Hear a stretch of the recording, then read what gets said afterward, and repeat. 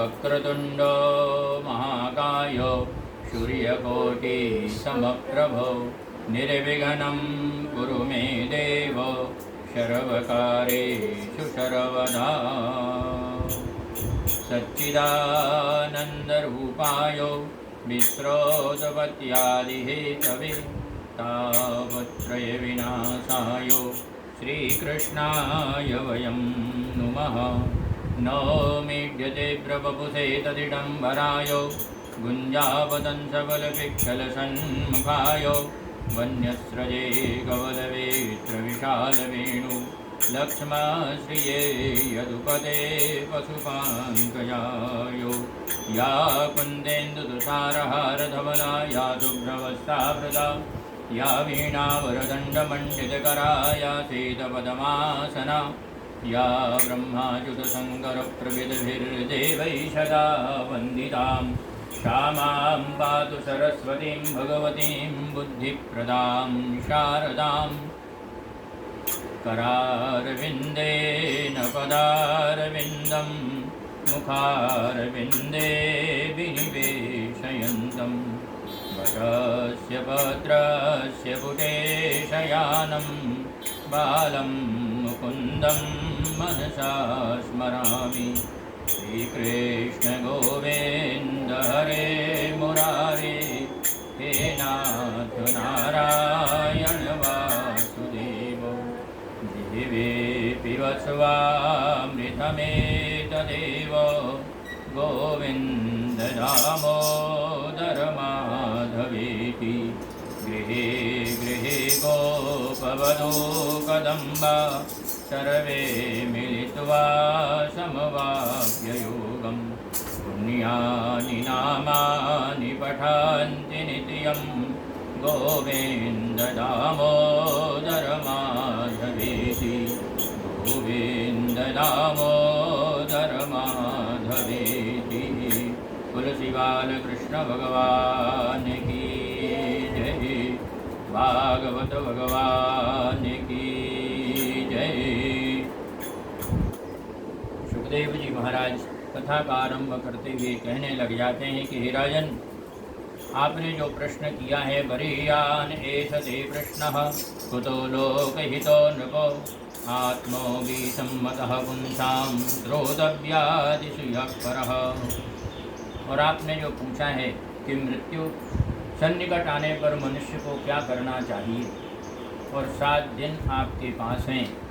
आपको जो श्राप मिला है कि 7वें दिन आपको तक्षक जो है डसेगा और आपको जो है मृत्यु की प्राप्ति होगी।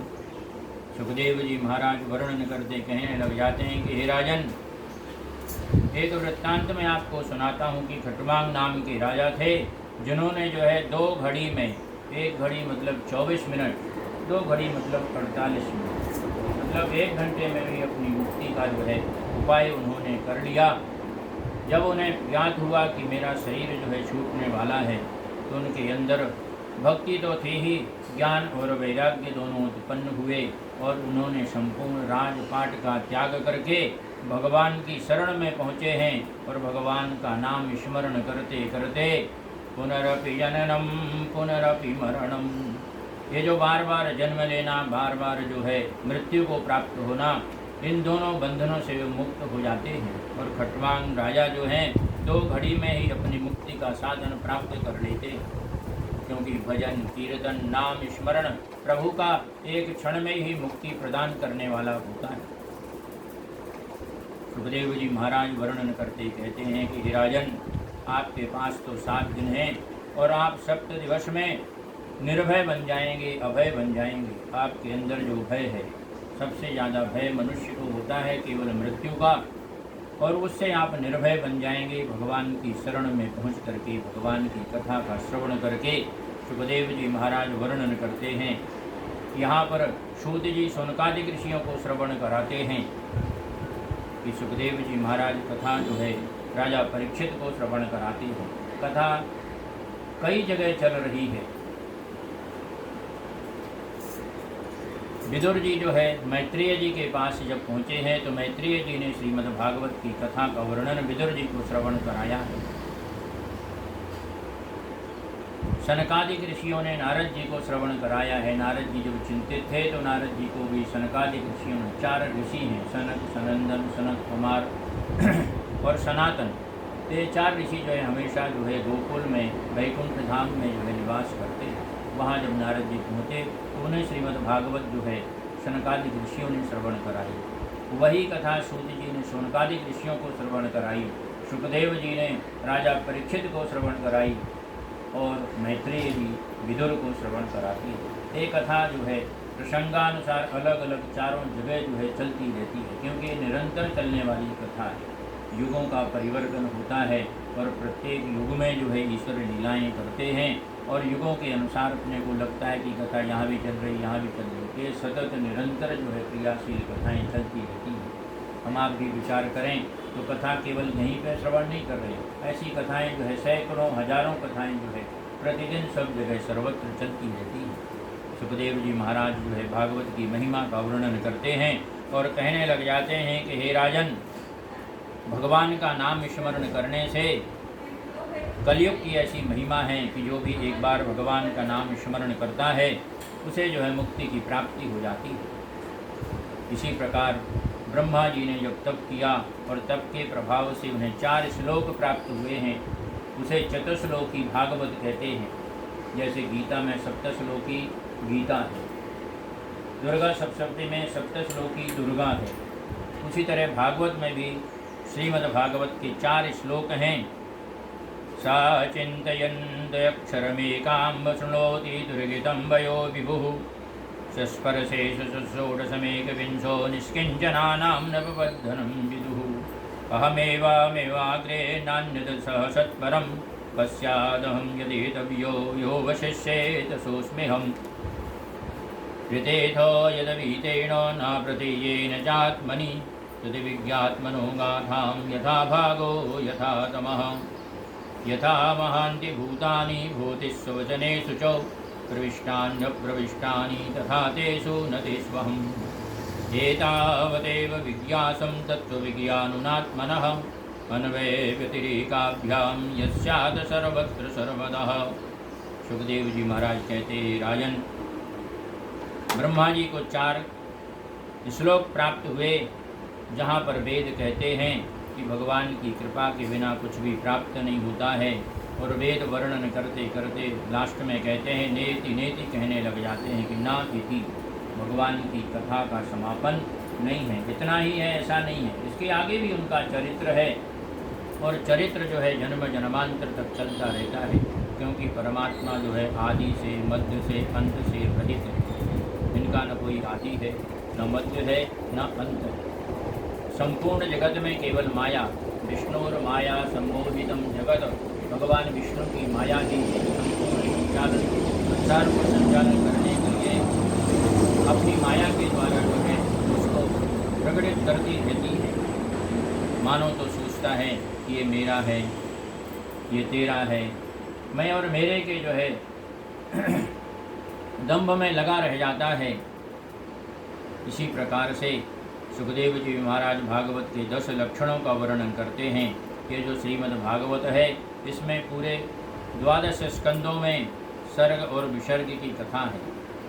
स्थान, पोषण लीला, पूति लीला, मनवंतर लीला और ईश की अनुकंपा, निरोध लीला, मुक्ति लीला और आश्रय लीला। 10वां लक्षण आश्रय है, भगवान का आश्रय हमें प्राप्त हो, इसके लिए 9 प्रकार की और भी जो है उसकी लीलाओं का वर्णन प्रतिपादन किया गया है। हमारे आपके पास समय का बंधन, समय का अभाव, अभी कल की कथा थोड़ी कम हुई थी अपनी, तो आगे की कथा जो है वो पूर्ण वहाँ पहुँचने के लिए कि हम जो है कल यदि श्री कृष्ण को आना है तो अपने को कम से कम जो है ध्रुव चरित्र पूर्ण करना पड़ेगा। उसके आगे जाकर के जो है प्रहलाद चरित्र तक यदि कथा अपनी पहुँचती है तो कल जो है चौथे दिन की कथा अपनी पूर्ण होगी। सुखदेव जी महाराज वर्णन करते हुए कहने लग जाते हैं कि इसमें जो है सर्ग विसर्ग से लेकर के आश्रय तक परमात्मा का वर्णन किया गया है। जो भी भगवान का आश्रय प्राप्त कर लेता है उसे जो है मुक्ति की प्राप्ति हो जाती है। सुखदेव जी महाराज वर्णन करते कहने लग जाते हैं, इसमें तो विविध बहुत सारी कथाएँ हैं। महाभारत जब चल रहा था उसी समय विदुर जी के मन में त्याग उत्पन्न हुआ, क्योंकि धृतराष्ट्र उनकी बातों को मानते नहीं थे। तो यात्रा के लिए निकल जाते हैं और यात्रा प्रारंभ करते हैं। उद्धव जी से समागम होता है। उद्धव जी भगवान कृष्ण की कथाओं का वर्णन करते हैं और बाद में उनको उपदेश देते हैं कि आप मैत्रेय जी के पास जाएं और मैत्रेय जी के पास जाकर के आप जो है श्रीमद् भागवत की कथा का श्रवण करें। सूत जी कहते शौनकादि ऋषियों विविध प्रकार के विदुर जी प्रश्न पूछते हैं। मैत्रेय जी जो है उनका उत्तर प्रदान करते हैं। इस प्रकार से सृष्टि का वर्णन किया गया है कि यह सृष्टि जो है प्रत्येक कल्प में चलती रहती है। ब्रह्मा जी की जो है 27 वर्ष की उम्र होती है, 100 वर्ष की उम्र, लेकिन उनका जब एक दिन होता है तब मानवों की जो है 100 वर्ष की आयु व्यतीत हो जाती है। इसी तरह से जो है लक्ष वर्ष तक ये जो है उनका वर्णन चलता रहता है। और जब प्रलय हो जाता है, प्रलय काल में नर और नारायण का सबसे पहले उद्भव होता है। वहीं से सैया पर बैठ करके नारायण और लक्ष्मी उनकी सेवा करती हैं। और उसके बाद ब्रह्मा जी की उत्पत्ति होती है। ब्रह्मा जी को सृष्टि बनाने का उपदेश देते हैं। वो देव की सृष्टि निर्माण करते हैं, 9 प्रकार के दीप बनाते हैं, 9 प्रकार की सृष्टि करते हैं, लेकिन उससे जो है उन्हें सुख की प्राप्ति नहीं होती। प्रभु कहते हैं कि आप मानवीय सृष्टि करें। तब ब्रह्मा जी के अंग से एक जो है मनु और शत्रुपा का जन्म होता है और उसी से जो है मानवीय सृष्टि का प्रारंभ होता है। सूत जी वर्णन करते कहते हैं, हे शौनकादि ऋषियों, यहाँ पर जो है मैं आपको जो है वराह जन्म की कथा श्रवण कराता हूँ। एक समय ब्रह्मा जी विचार करते हैं और विचार करते करते जो है जब उनके जो है देवों ने पूछा है कि प्रभु आपने कहा सृष्टि करो, लेकिन सृष्टि करने के लिए जब सृष्टि करेंगे तो रहेगी कहाँ? पृथ्वी तो यहाँ है ही नहीं। पृथ्वी को लेकर के तो हिरण्याक्ष जो है पाताल में जा चुका है, पृथ्वी यहाँ नहीं है। तो एकाएक जो है ब्रह्मा जी को छींक आती है उनकी नासिका से। एक जो है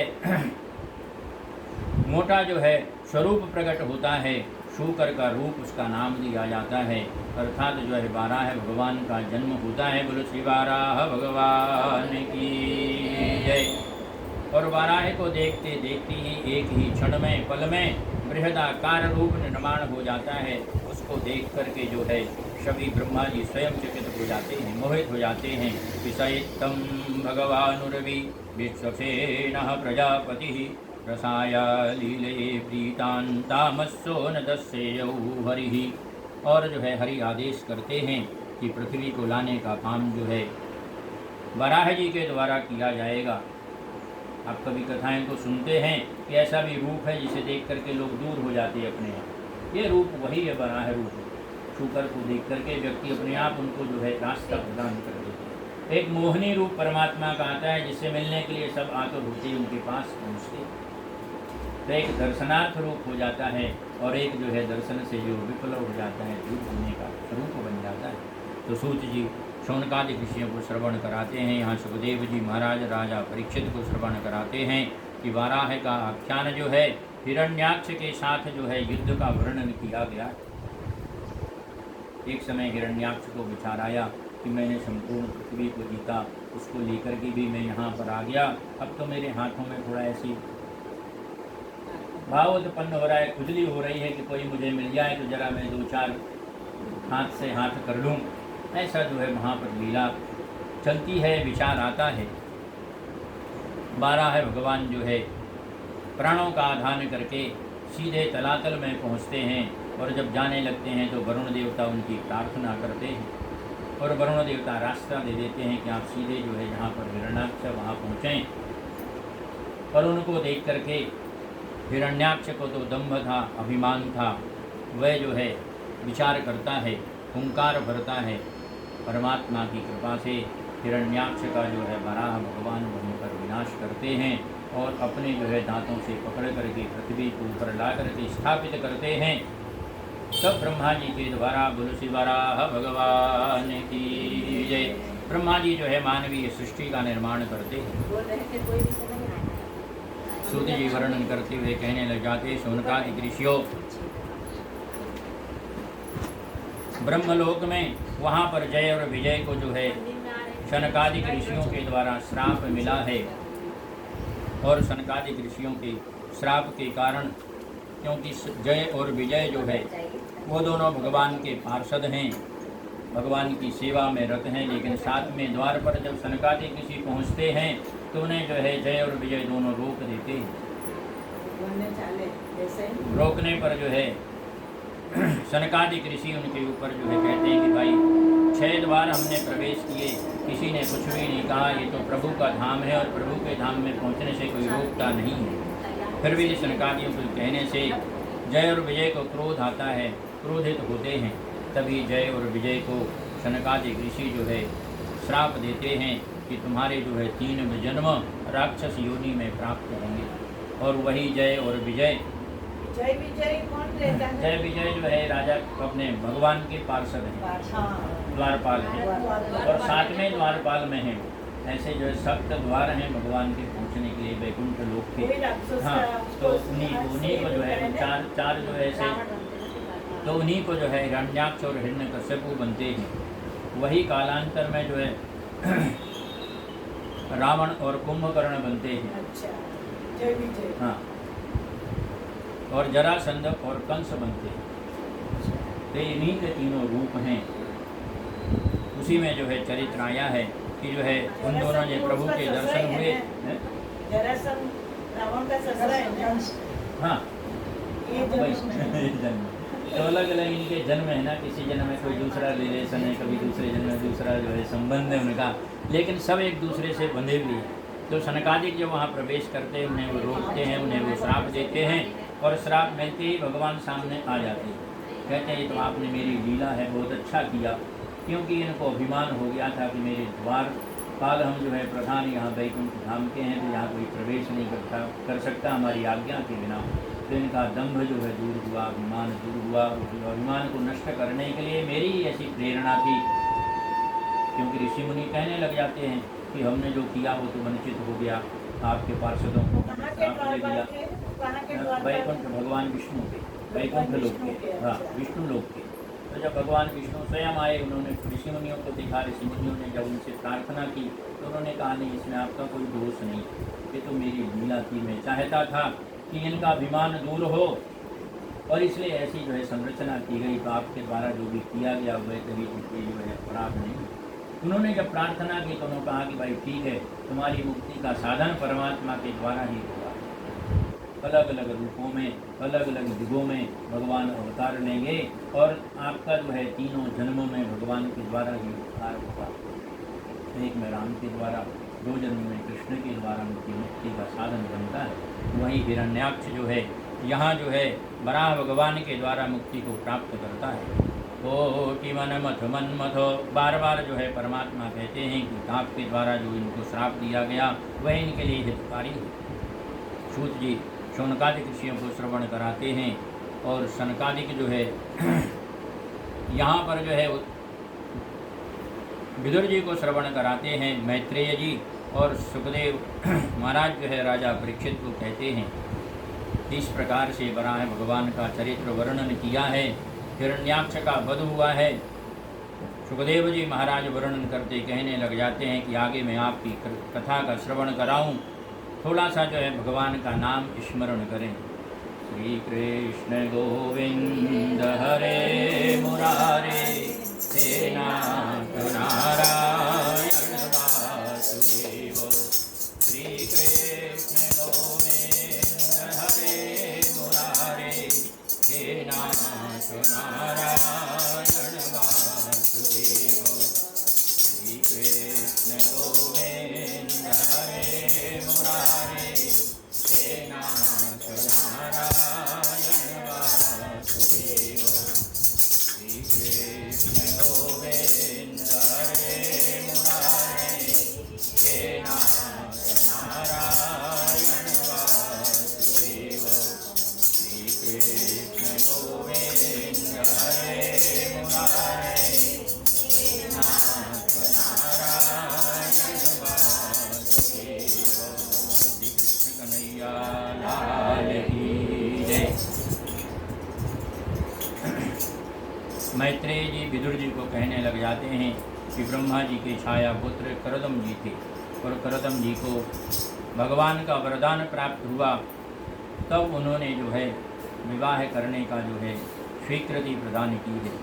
मनु महाराज उनके पास पहुँचते हैं अपनी पुत्री को लेकर के और उनसे जो है याचना करते हैं कि किरीटिनम कुंडलिनम शंख चक्र गदाधरम श्रेयोत्पलपीडनम याचना करते हैं। और तब जो है करदम ऋषि उनकी बात को स्वीकार करते हैं। देवहूति और करदम का जो है विवाह संपन्न होता है और करदम ऋषि जो है प्रतिज्ञा करते हैं, संकल्प करते हैं कि भाई संतति होने के बाद मैं वैराग्य को धारण करूंगा, जंगल में जाकर के तपस्या करूंगा। देवहूति उस समय स्वीकार करती है। समय व्यतीत होता है, परमात्मा की कृपा से देवहूति को 9 कन्याओं का जो है जन्म होता है करदम ऋषि के यहाँ। और कन्याओं की उत्पत्ति होते ही करदम ऋषि कहने लग जाते हैं कि मैं तो तपस्या के लिए जंगल की ओर जाना चाहता हूँ। तब देवहूति जो है उन्हें समझाती हैं, कहती हैं कि इनका जो है संस्कार भी करना है और विवाह आदि भी इनकी जो है उत्तरदायित्व हमारा ही है। करदम ऋषि रुक जाते हैं और 9 कन्याओं का जो है अलग अलग ऋषियों के साथ जो है विवाह कर देते हैं। सुखदेव जी महाराज वर्णन करते हुए कहते हैं कि देवहूति चाहती हैं कि जो है संतति की प्राप्ति हो और संतान की अभिलाषा से भगवान का जो है व्रत करती हैं, तप करती हैं। भगवान की जो है कृपा होती है और भगवान अपने ही अंश रूप से उनके यहाँ जन्म लेने का निश्चय करते हैं। सुखदेव जी महाराज वर्णन करते हुए कहते हैं कि भगवान कपिल रूप में करदम जी के यहाँ जो है जन्म ग्रहण करते हैं। बोलो श्री कपिल भगवान की जय। कपिल देव जी का जन्म हुआ है। करदम ऋषि अपनी तपस्या के लिए पूर्व संकल्प के अनुसार घर का परित्याग करके वहाँ से निकल जाते हैं। सभी जन्म इतने महत्वपूर्ण हैं कि हम सब उन्हीं का वर्णन करें तो अपने पास जो है समय इतना पूर्ण नहीं होगा, बहुत कम पड़ेगा। तो सुखदेव जी महाराज कहते हैं कि उनका स्वागत सत्कार किया है, जात संस्कार किया है, नामकरण किया गया है। और कपिल देव जी ने माँ को जो है सांख्य योग का उपदेश दिया है। सांख्य योग वह है जो गीता में भी आता है। कौन से अध्याय में है गीता में? सांख्य योग 15वें अध्याय। तो सांख्य योग का वर्णन किया कि मतलब जो है इस संसार में रह कर के भी जो है निर्लिप्त भाव से रहना है। जल में रह कर के आप जल के जीवों से दुश्मनी नहीं कर सकते। संसार में रहना है तो अनाज से आपकी दुश्मनी नहीं हो सकती, जल से आपकी दुश्मनी नहीं हो सकती। जल भी जब पैदा होता है विविध प्रकार के जीव जंतु होते हैं, उनका भी दोष लगता है। इसलिए शास्त्रों में नियम बनाया कि भाई आप जो भी भोजन बनाते हैं तो किसको अर्पण करें? सबसे पहले भगवान को अर्पण करें, अग्निदेव को अर्पण करें। प्रत्यक्ष देवता में अग्नि नारायण, प्रत्यक्ष देवता में अग्नि नारायण है। तो उनको जो है आप नमन करें, उनको अर्पण करें और फिर आप जब खाएंगे तो वही वस्तु आपको ज़्यादा लाभकारी है। वैसे भी खा सकते हैं, वैसे भी खा सकते हैं, लेकिन अर्पण करके उसको आप खाएंगे कि तुदय्यम वस्तु गोविंदम तुभ्यमेव समर्पयेत ग्रहण सम्मुखो भूता प्रसीद परमेश्वरः। हे प्रभु आप प्रसन्न हो और आपकी ही वस्तु हम आपको अर्पण करते हैं। हमारा इसमें कुछ भी नहीं भाव। उसमें ये है कि हमने रसोई बनाई है केवल, लेकिन गेहूँ आटा तो आपने बनाया। तो इस तरह से भाव रख करके यदि जो है उनको अर्पण करते हैं तो इसी प्रकार से सांख्य योग का निरूपण किया है। माँ को ज्ञान की प्राप्ति हुई है और कपिल भगवान वहाँ से जो है प्रस्थान करने के लिए तैयार हैं। माँ उन्हें बारंबार नमन करती है। सुखदेव जी महाराज कहते हैं लग जाते हैं कि राजा परीक्षित इस प्रकार से सांख्य योग का निरूपण करके कपिल भगवान जो है प्रभु के धाम में जाने के लिए तैयार होते हैं। घर से वो भी निकल जाते हैं, माँ की आज्ञा प्राप्त करते हैं। माता पिता की आज्ञा जो है सर्वोपरि है। ज्ञान प्रदान करना अपनी जगह है, लेकिन पूज्य पूजक भाव है। प्रत्येक जीव जो है पूजनीय है। छोटा सा भी जीव, उसके अंदर भी आत्मा है। आत्मा वही अंश है जो परमात्मा का एक हिस्सा है। ईश्वर अंश जीव अविनाशी, परमात्मा तो अविनाशी है, कभी विनाश नहीं होता है। लेकिन उसका जो अंशभूत है वह भी जो है शरीर से निकलते ही शरीर जो है नाशवान बन जाता है। तो सूत जी शौनकादिक ऋषियों को श्रवण कराते हैं और आगे चल करके दक्ष का संवाद श्रवण कराते हैं और कहने लग जाते हैं। सुखदेव जी महाराज के हे राजा परीक्षित, एक समय की बात है कि ब्रह्मा जी के द्वारा जो है एक यज्ञ का आयोजन किया गया। वहाँ पर सभी देवता, सभी ऋषि मुनि पहुँचे हैं। ब्रह्मा भी हैं, विष्णु भी हैं, महेश भी हैं, सब अपने अपने स्थानों पर बैठे हुए हैं। और जब राजाओं के आने का समय हुआ तो दक्ष प्रजापति वहाँ पहुँचे हैं। उन्होंने देखा कि ब्रह्मा जी, विष्णु आदि जो है सब खड़े होकर के उनका सम्मान करते हैं, लेकिन शिव जी किसमें थे? समाधि में चिंतन कर रहे थे, ध्यान योग में थे।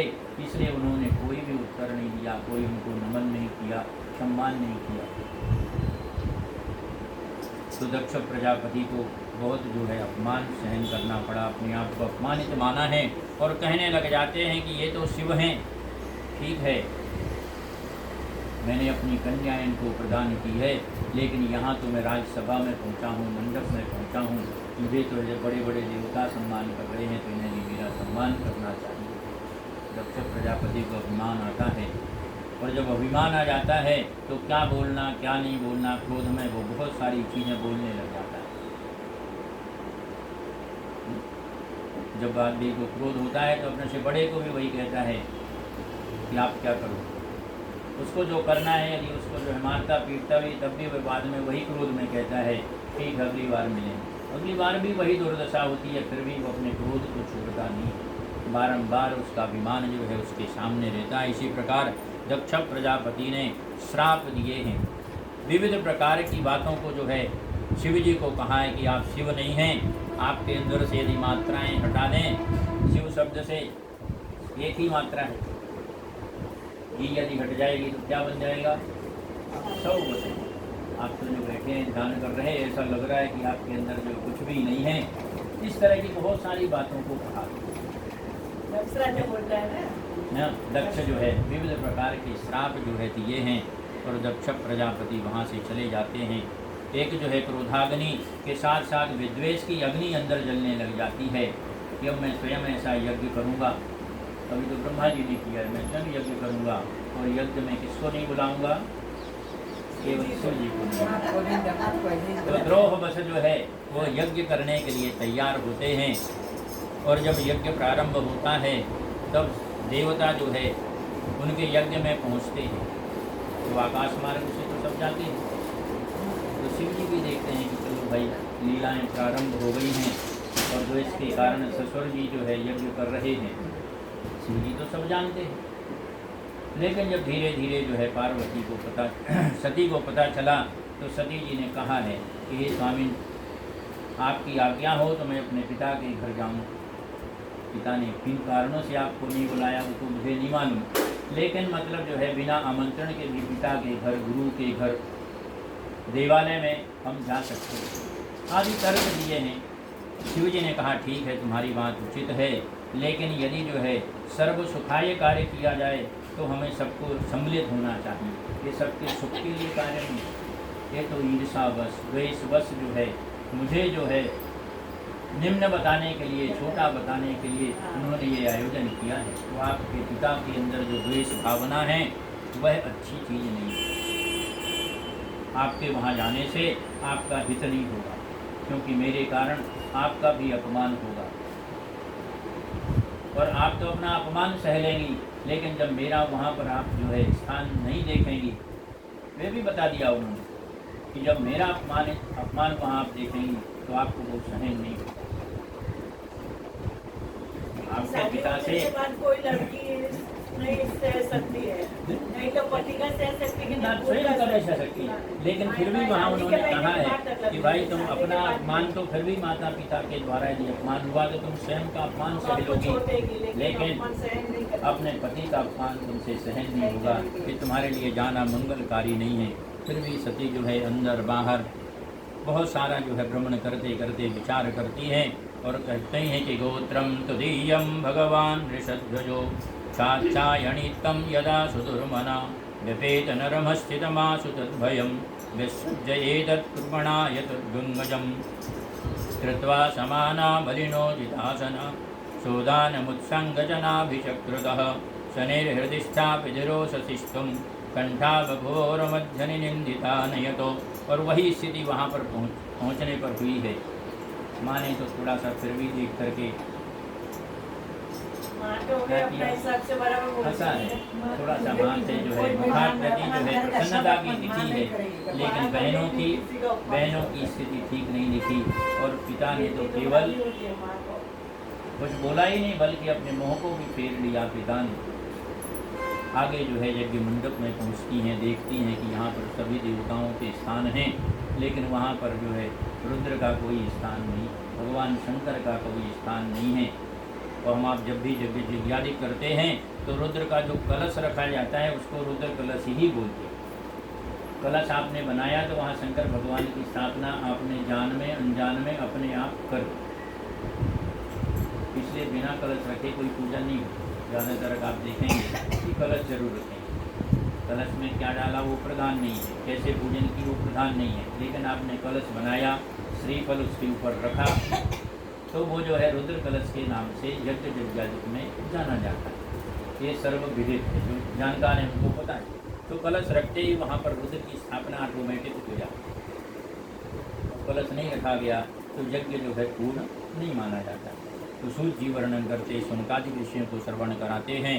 और यहाँ पर जो है सुखदेव जी महाराज राजा परीक्षित को श्रवण कराते हैं कि वहाँ पहुँच करके जब स्थिति ऐसी हुई तो सती के मन में जो है बड़ा जो है अपमान का भाव जागृत हुआ और कहा कि जो है ऐसे व्यक्ति की पुत्री रहना ही मेरे लिए श्रेष्ठ नहीं है, मैं अपने इस शरीर पर परित्याग करना चाहती हूँ।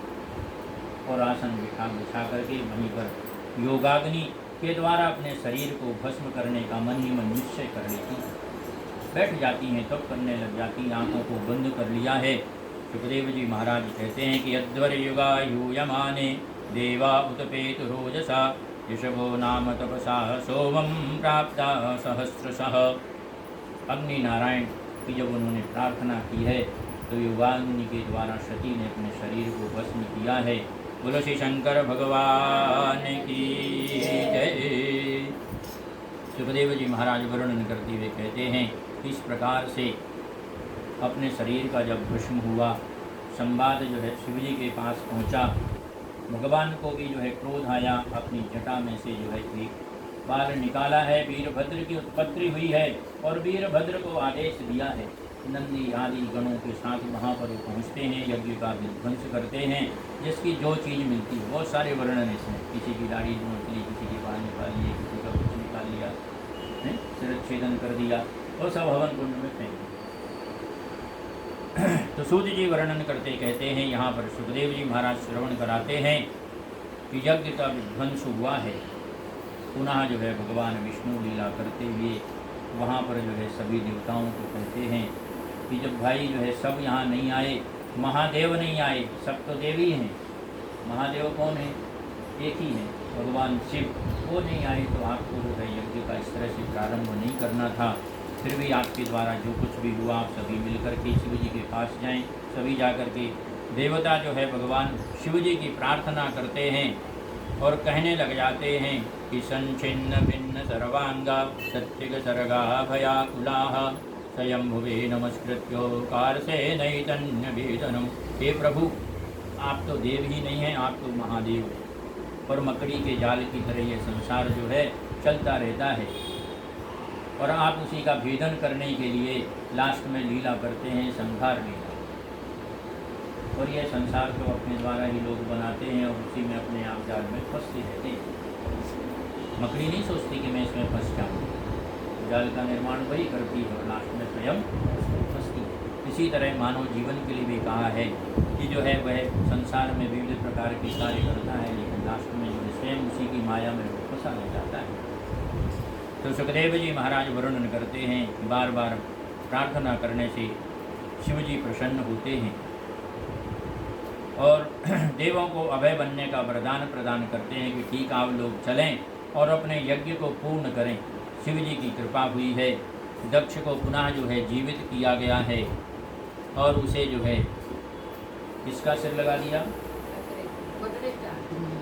हाँ भाई, अभी जो भी जीव आपको रास्ते में पहले मिले उस जीव को लेकर के आना और दक्ष प्रजापति के सिर में उसको आप जोड़ देंगे तो वो जीवित हो गए। तो चलते चलते नहीं, उसके तो सिर को वीरभद्र आदि ने छेदन कर दिया, उनका तो जो है सिर निकाला और हवन कुंड में डाल दिया। तो जो है बकरा मिला और बकरे का सिर जो है ला करके दक्ष प्रजापति को लगाया। इसलिए शिव जी के मंदिर से जाते हैं तो कैसी आवाज़ करते हैं, वही जो है आज भी चलता रहता है। इस प्रकार से दक्ष प्रजापति को फिर से जो है यज्ञ पूर्ण करने का आदेश हुआ है। सभी देवता मिलकर के यज्ञ को पूर्ण करते हैं और वही सती का दूसरा रूप जो है किस रूप में हुआ? पार्वती के रूप में उन्होंने जन्म लिया। सुखदेव जी महाराज वर्णन करते हुए कहने लग जाते हैं, हे राजा परीक्षित, आगे मैं आपको जो है ध्रुव चरित्र का वर्णन कराता हूँ। ध्रुव जी की जो है नवदा भक्ति है, तो हम आप जो है एक छोटा सा भक्ति का जो है गीत श्रवण करेंगे।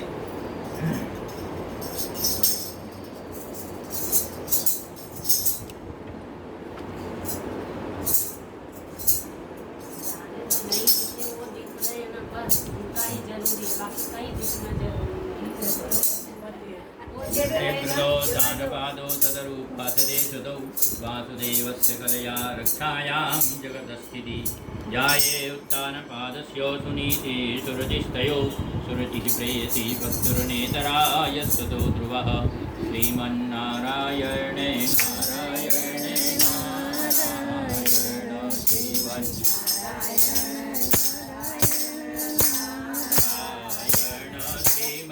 श्रीमन्नारायणे नारायणे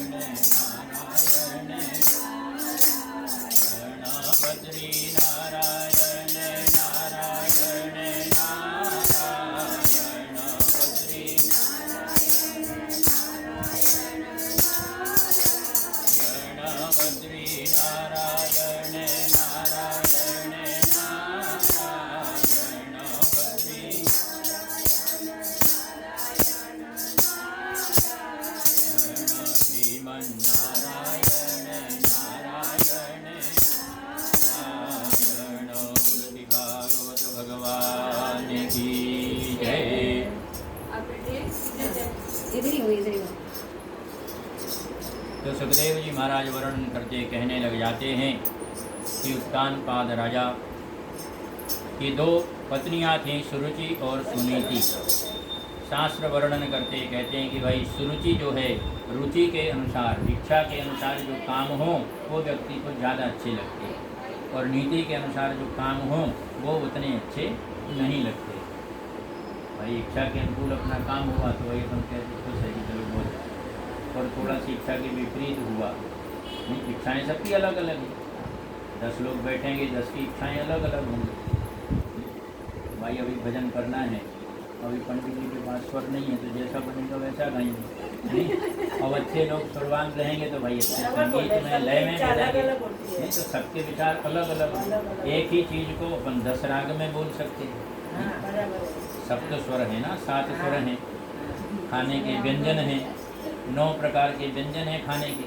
किसी को खट्टा अच्छा लगता है, किसी को मीठा अच्छा लगता है, नहीं तो 9 प्रकार के व्यंजन।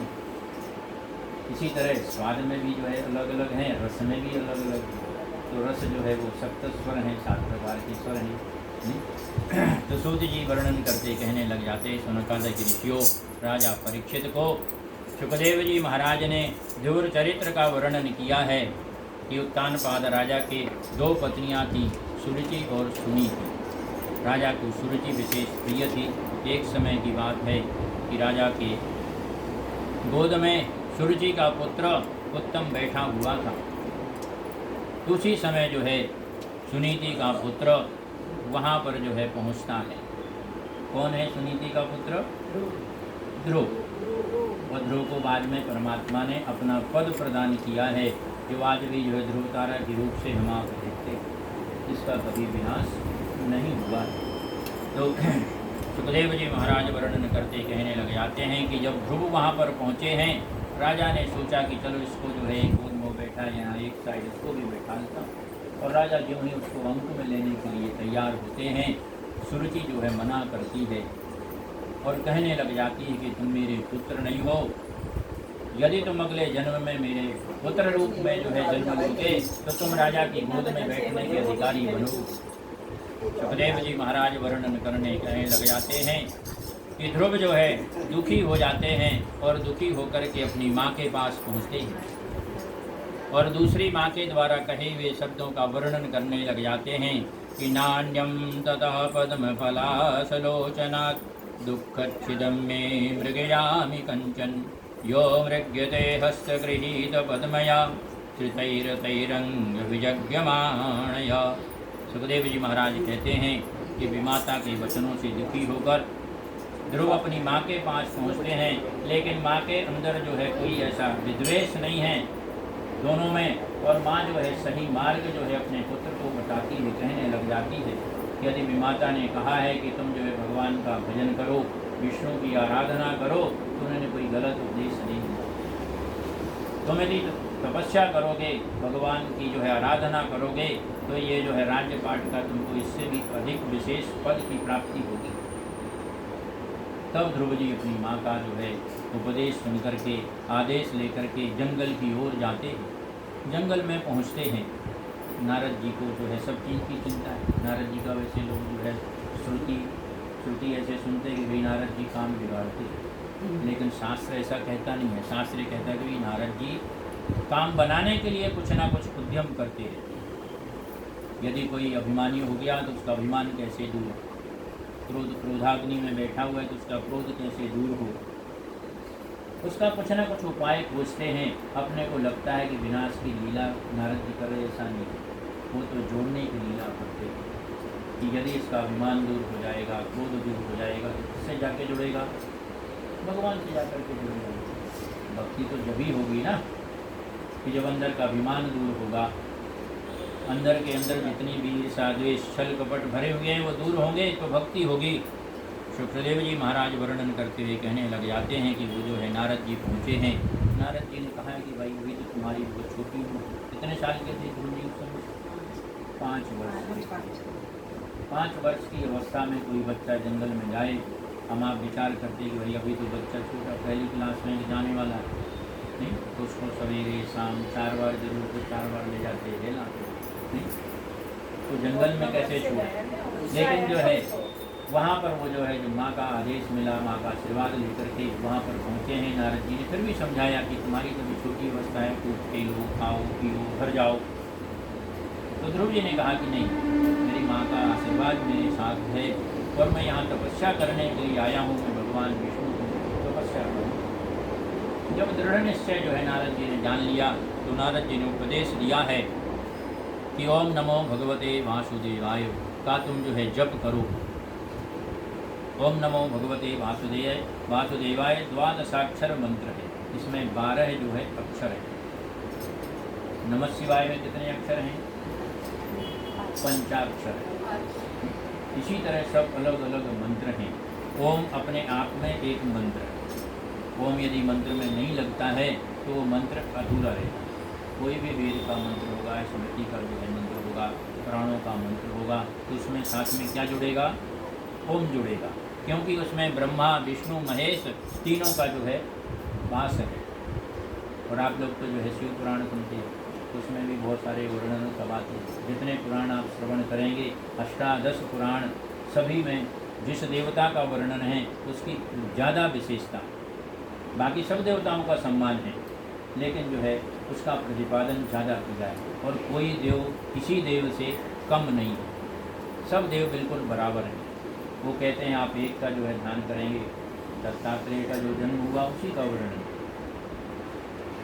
ऋषि ने तपस्या की थी और उनका ध्यान किया तो तीनों तीन रूप लेकर के अलग अलग पहुँच गए।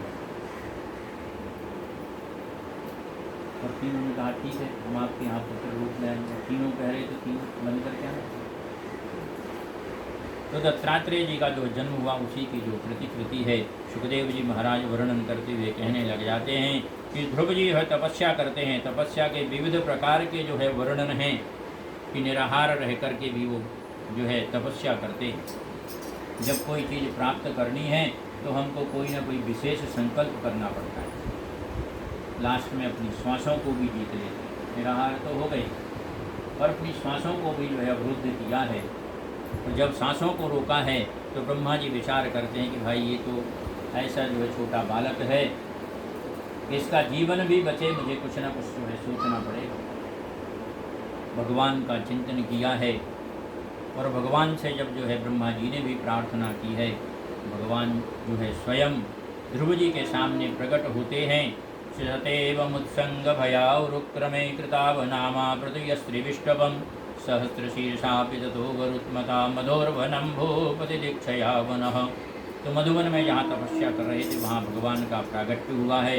ध्रुव जी विचार करते हैं कि जो रूप में अंदर चिंतन कर रहा था वही स्वरूप जो है बाहर दिखाई दे रहा। प्रसन्न चित्त होते हैं, भगवान की स्तुति करते हैं कि एकस्त्वमेकं भगवन्निदात्मशक्त्या मामाख्योर्गुरुणा महदाद्यशोषं सृष्टानुविश्य पुरुषस्तवदन्तुणीषु नानेव दारुषु विभावसु हृद्विभासि। हे प्रभु, आप संसार सागर को जो है उद्धार करने वाले हैं, संपूर्ण संसार के स्वामी हैं। आप जो है घट घट में वास करते हैं, अंतर्यामी हैं। मैंने आपको अंदर भी देखा है और यहाँ बाहर भी आपके स्वरूप का जो है दर्शन कर रहा हूँ। इस प्रकार से 42 श्लोकों में ध्रुव जी ने स्तुति की। बहुत बड़ी स्तुतियाँ हैं। हम आप जो कथाओं में श्रवण करते, पहले कथाएँ चलती थी कम से कम 6 घंटे, सवेरे 9 से 12, 3 से 6। मुंबई महाराज वगैरह की कथाओं को हम आप देखें तो उस समय जो है राम किंकर जी, बड़े बड़े संतों की जो कथाएँ चलती थी 6 घंटे कथाएँ चलती थी, तब भी जो है पूर्ण नहीं। वक्ता यही कहते थे कि भाई ये तो कथाएँ अनंत। और अब जो है 3 घंटे मुश्किल से चलती है, और नहीं तो 1.5 घंटे 2 घंटे। हम आप जो 1 घंटे 1.5 घंटे लेकर के चल रहे हैं कि भाई इतने में पूरा चरित्र हो जाए, तो ये असंभव है। भगवत कथा जो है प्रभु की तरह अनंत है। तो इस प्रकार से जो है ध्रुव जी ने भगवान की स्तुति की है। भगवान जो है उन्हें वरदान देते हैं और कहते हैं कि तुम्हें जो है ऐसे पद को मैं प्रदान करता हूँ जिसका नाम है ध्रुव पद, जिसका कभी विनाश नहीं होता है। तो तुम आकाश मंडल में ध्रुव तारा के नाम से जाने जाओगे। और अब शून्य अभी भी जब शादी विवाह होती हैं तो विवाह होने के बाद जो है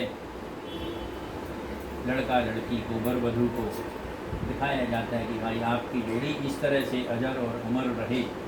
आप जो है ध्रुव दर्शन करें। विवाह की क्रिया संपन्न होने के बाद तो ध्रुव दर्शन कराया जाता है। सुखदेव जी महाराज वर्णन करते हैं कि ध्रुव जी जब जो है प्रभु का दर्शन करके, बीच में और भी प्रसंग हैं, नारद जी उसी समय उत्तानपाद राजा के पास भी पहुँचते हैं, उनको समझाते हैं। और जब राजा के पास पहुँचते हैं ध्रुव जी तो राजा जो है बहुत सम्मान करते हैं, उन्हें जो है अपने राजपाट में पूर्ण हिस्सा प्रदान करते हैं।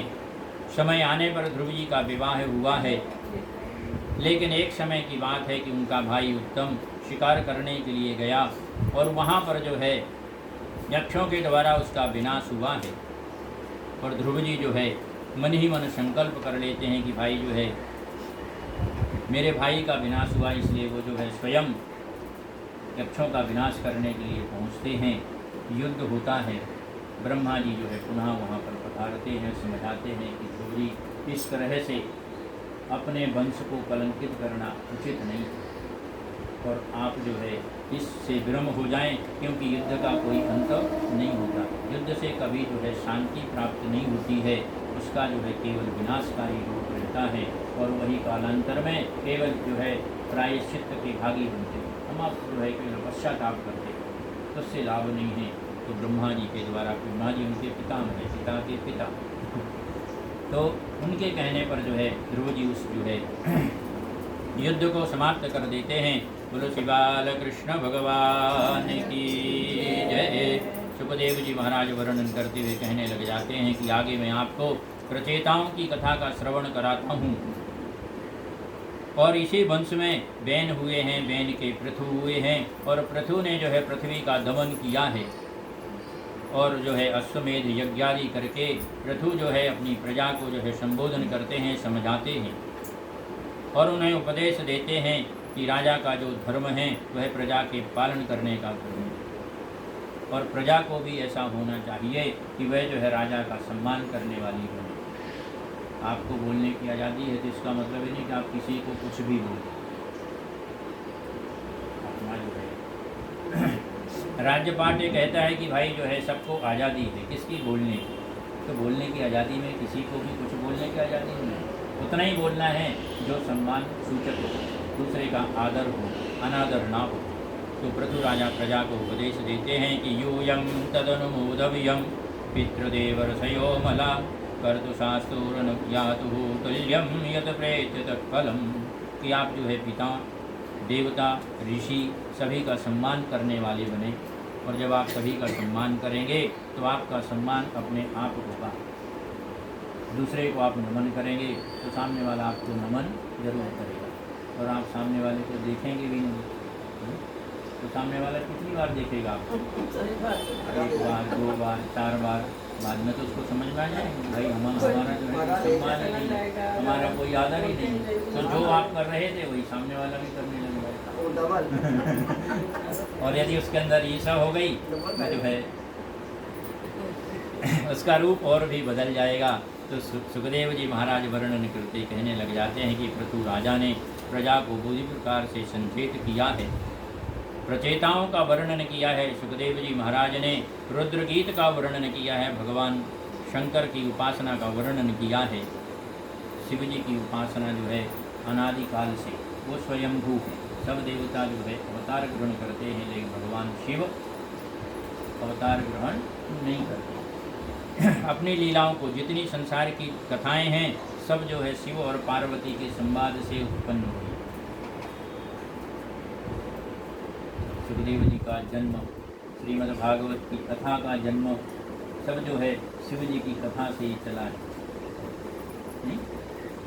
पार्वती जी कथा सुनती हैं, हाँ हाँ बोलती हैं, बीच में नींद आ जाती है। तो ऊपर जो तोता बैठा हुआ था वह जो हंकारी भरता है, पर जब शिव जी देखते हैं कि अरे ये तो निद्राधीन है देवी, तो ये आवाज़ करने वाला कौन, उन्हें जो है पक्षी दिखाई देता है, उसके पीछे चलते हैं मारने के लिए।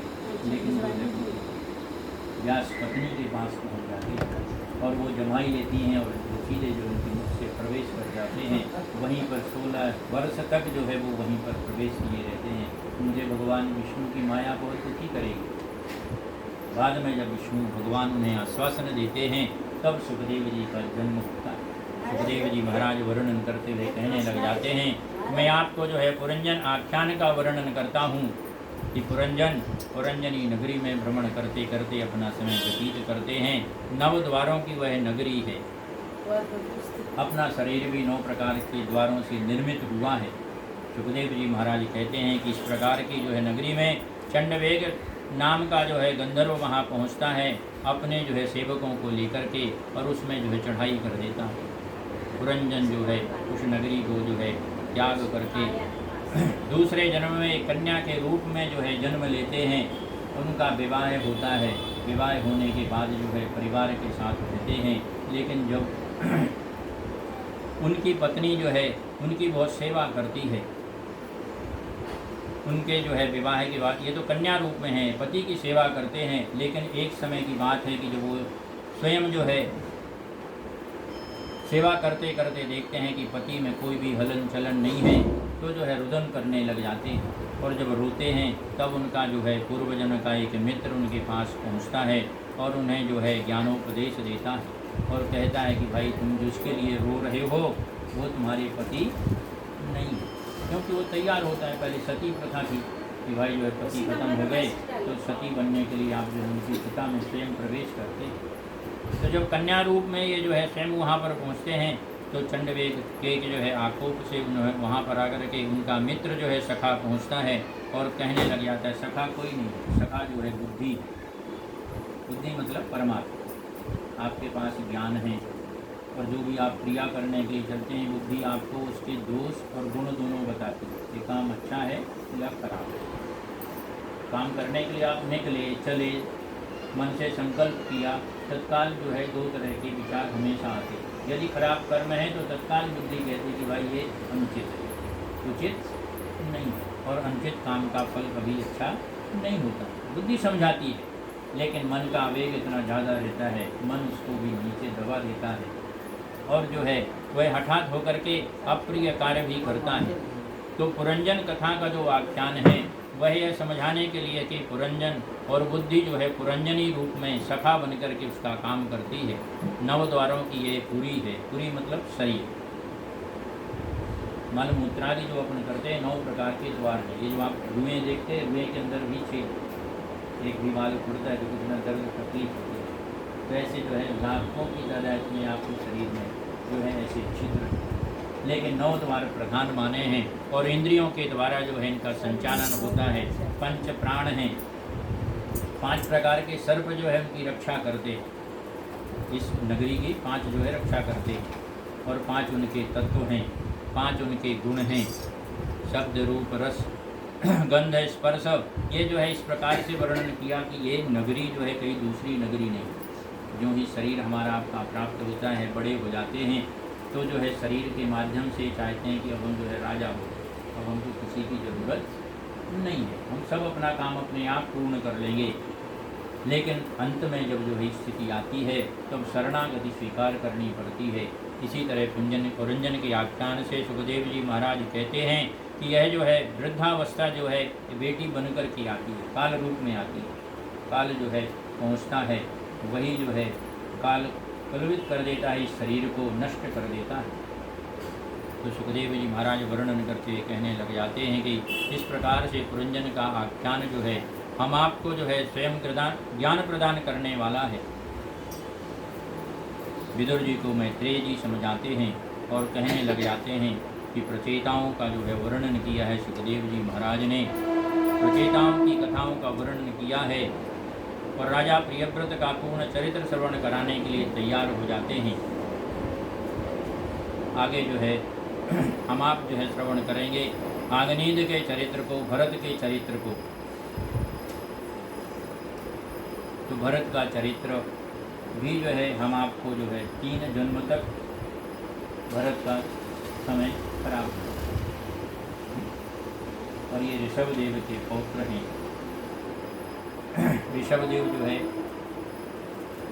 जैन धर्मों के प्रमुख हैं, लेकिन अपने शास्त्रों में उनका भी एक जो है देव रूप में अवतार हुआ है और उन्होंने जो है अपने पुत्रों को सद शिक्षा दी है, अच्छी शिक्षा दी है और उसी में से बड़े पुत्र जो है भरत हैं और उन्हीं के नाम से संसार जो है भारत के नाम से जाना जाता है। उन्हीं के चरित्र से उनका चरित्र हम आप श्रवण करेंगे।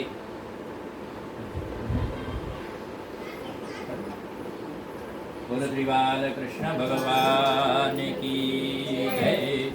ढोलक बज रही थी अभी, वैसे ही पता गाने के लिए कान्हा जी का कोई बोलिए, कान्हा जी का कोई मंदिर भजन बोलिए। गोविंद गोविंद जय जय गोपाल जय जय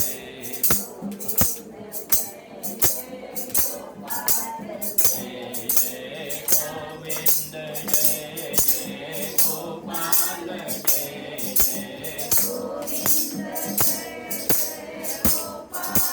जय जय राधा रमण हरि गोविंद जय जय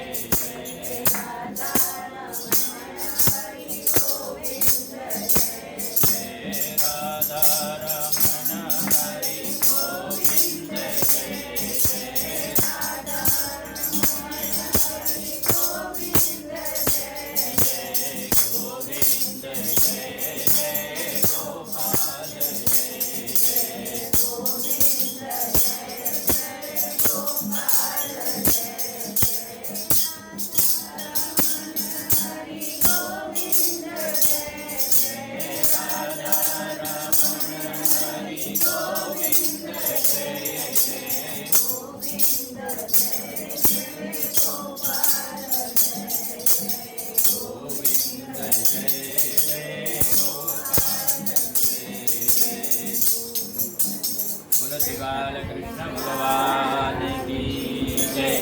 जय जय श्री राधे। एक ले यार पैसा तो मत सरकार जी का हिंदी का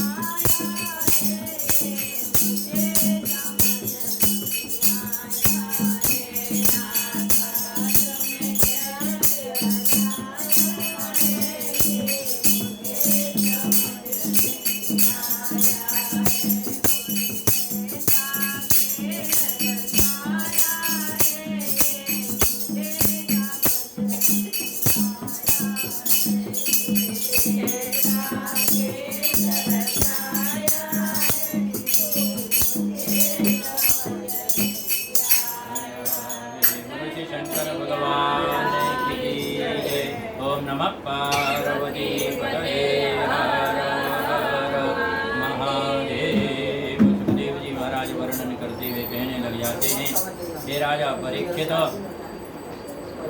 श्रीमद् भागवत का 5वां जो स्कंद है वो गद्य में है। गद्य मतलब श्लोक, और गद्य मतलब जैसे कथा कहानी अपन करते हैं लिखी जाती है, इस तरह से गद्यात्मक रूप है। तो विद्वानों की परीक्षा कहाँ की है कि विद्वताम भागवते परीक्षा, भागवत का पाठ करना विद्वानों का सबसे बड़ा परीक्षा है। पहले जो है कोई भी भागवत जी की कथा में नाम लिखाने जाते थे ब्राह्मण, तो उसके जो है परीक्षण किया जाता था कि भाई आप पाठ कर सकते हैं कि नहीं कर सकते। जब डोंगरे महाराज की, रामचंद्र महाराज की 75-76 की बात है, तब हम लोग जब जाते थे तो पूछने वाले पहले भागवत जी रख देते थे कि भाई आप ये स्कंद पढ़ो, स्कंद पढ़ो, स्कंद पढ़ो। जब 5वां स्कंद आता था तो उस समय बड़ा जो है विशेष परीक्षण होता था, क्योंकि वहाँ श्लोक नहीं है, और श्लोक नहीं है वहाँ पर जो है केवल गद्य रूप में वर्णन किया है। हम आप भी थोड़ा सा गद्य उसका श्रवण करेंगे। सा कदाचित पितृलोक कामः सर्वपरिहरणा कीटाचरदोण्याम भगवंतम विश्वसृजां प्रतिमावृत्तपतिवे वच्चो कर्ण आत्मैकाग्रेण तस्यानवाद सा बभूव तदुपलम्ब्य भगवानादिपुरुषः सदसि गायन्तीं पूर्वचितिं नामाम अप्सराणि आपयामास। इस प्रकार से जो है छोटे छोटे बड़े बड़े 10-10 लाइन के जो है एक गद्य है, तो उसमें जो है आपको बोलने के लिए अभ्यास होगा तो बराबर बोल सकेंगे। तो सुखदेव जी महाराज वर्णन करते हैं कि ऋषभदेव जी का जन्म हुआ है, तो उनके पिता ने नाभि ने और माँ जो है उनकी मेरु देवी हैं, इन दोनों ने जो है एक यज्ञ किया है, और यज्ञ के प्रभाव से भगवान नारायण स्वयं जो है उनके पास पहुँचते हैं और उन्हें जो है यह वरदान देते हैं कि ठीक है, मैं चाहता तो नहीं हूँ, लेकिन फिर भी आपका जो है पुत्र बनकर के अपने अंश से अवतरित होऊंगा। ऐसा जो है उन्हें आश्वासन दे करके परमात्मा अंतर्ध्यान हो जाते हैं। सुखदेव जी वर्णन करते हैं कि नाभिरपत्यो कामयेयम अग्रजामिरुदेव्या भगवंतम यज्ञपुरुषमविहदात्मात्मजात।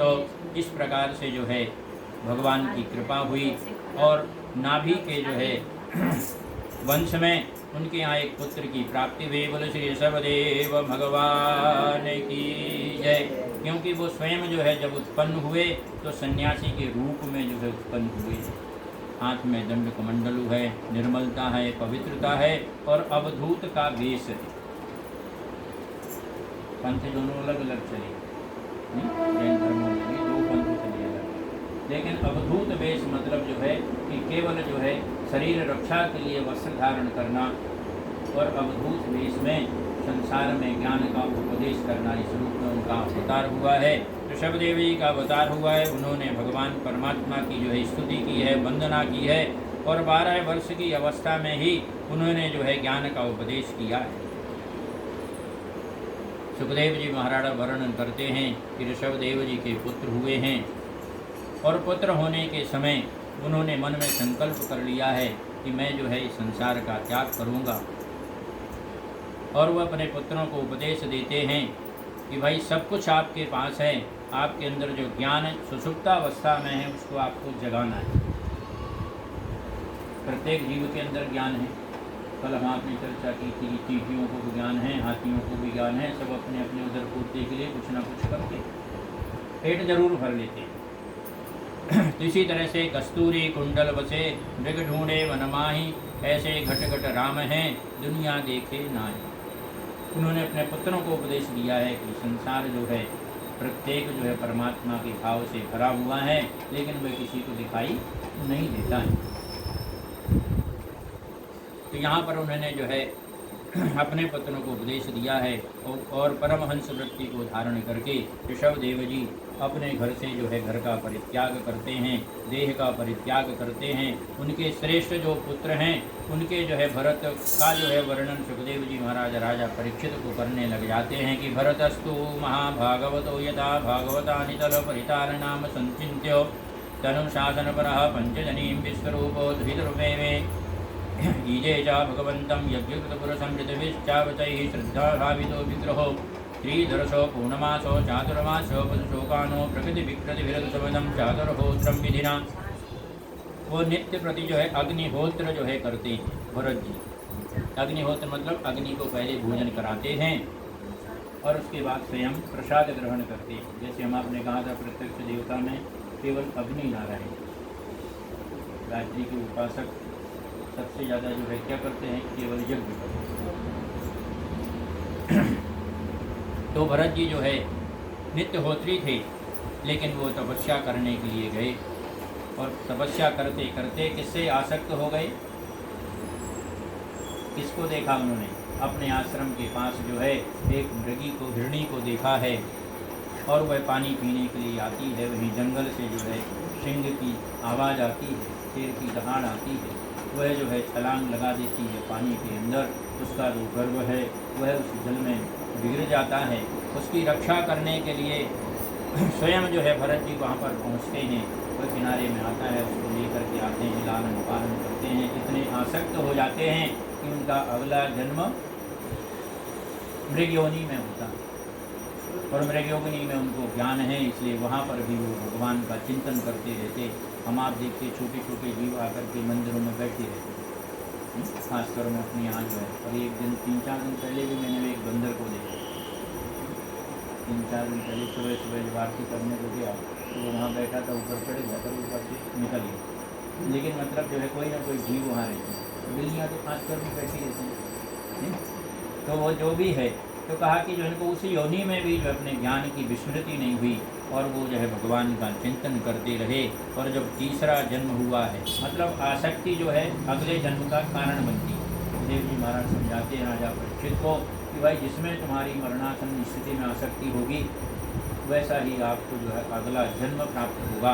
तो यहाँ जो है भरत जी का अगला जन्म जो है मृगी के रूप में हुआ, उसका उन्होंने परित्याग किया है और एक ब्राह्मण के घर में उनका जन्म हुआ। ब्राह्मण बालक बने हैं, लेकिन तब उन्होंने निश्चय कर लिया कि मैं तो जड़वत आचरण करूँगा, कुछ भी नहीं करूँगा।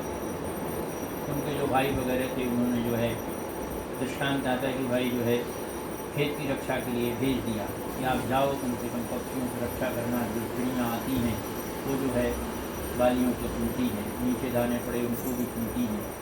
लेकिन जड़ भरत ने तो कहा था भाई मैं किसी जीव को सताऊंगा नहीं। तो वो तो और कहने लग जाते हैं राम जी की चिड़िया, राम जी का खेत, आओ मेरी चिड़ियों आओ भर भर पेट। जब भाइयों ने देखा तो कहा कि भाई ये क्या हो रहा है, ये तो अलग लीला चल रही है, ये तो कोई काम की नहीं। उन्होंने कहा भाई आप जो है बच्चे लो और आपको जैसे भी जीना है आप चले जाते हैं, तपस्या करते हैं। और भरत जी जो है राजा के दूत जो है उन्हें मिलते, तपस्या कर रहे थे।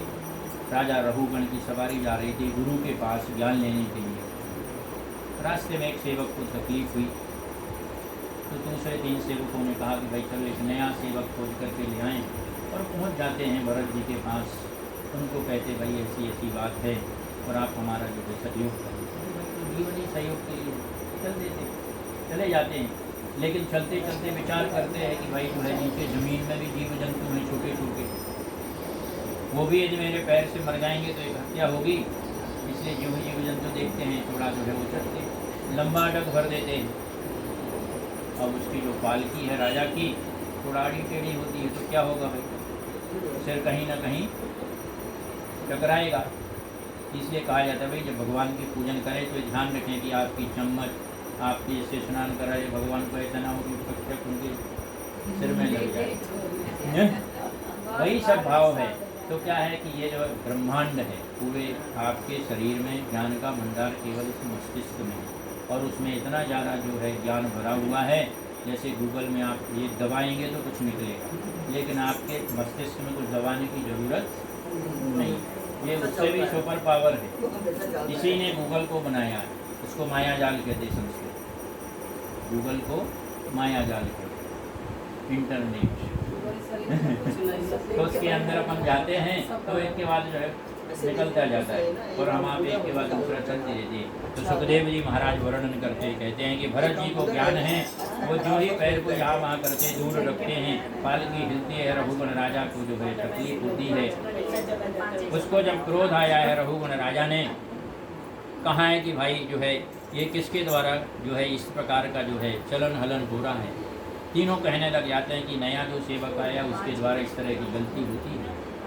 राजा को क्रोध में कहने लग जाता है कि क्या तुमको पता नहीं है कि तुम किसके साथ चल रहे हो? मैं साम्राज्य का अधिपति हूँ, जो कुछ भी चाहूँ वो कर सकता हूँ, आदि बातें जो है रघुगण राजा ने कही। जब अति हो गई तो अति सर्वत्र वर्जयित। भरत जी ने कहा कि भाई अभी से जो है थोड़ा बहुत ज्ञान प्रदान करना पड़ेगा। तब जो है भरत जी ने ज्ञान प्रदान किया है कि हे राजन, आप ज्ञान लेने के लिए जा रहे हैं, लेकिन आपके अंदर जो अहम है वह ज्ञान का निरोधक है, उससे जो है ज्ञान की प्राप्ति नहीं हो सकती है। सुखदेव जी महाराज वर्णन करते कहने लग जाते हैं कि भरत जी ने ज्ञान का उपदेश दिया है कि ब्रह्म सत्यम जगन मिथ्या। संसार में एक ही सत्य है, वह ब्रह्म है, और जगत जो है वो मिथ्या है, व्यर्थ है, बेकार है। ये जितने भी सुखोपभोग आप देख रहे हैं सब व्यर्थ हैं, बेकार हैं।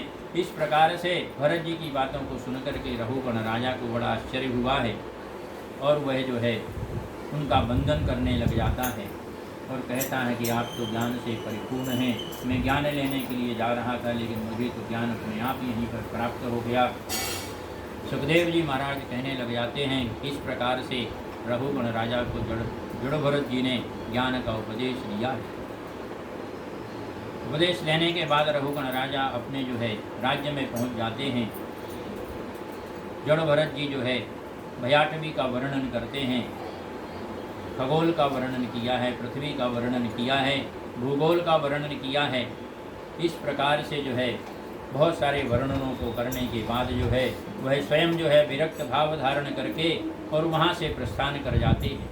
सुखदेव जी महाराज जो है राजा परीक्षित को नरकों का वर्णन श्रवण कराते हैं। 28 प्रकार के नरकों का वर्णन है। नरक मतलब अत्रैव नरकः स्वर्गः। शास्त्र तो कहता है भाई स्वर्ग और नरक यही है, ये अलग नहीं है। जब हम आपको सुखानुभूति होती है तो स्वर्गवत सुख की प्राप्ति होती है, और जो दुखानुभूति होती है वह नरकवत हो जाती है।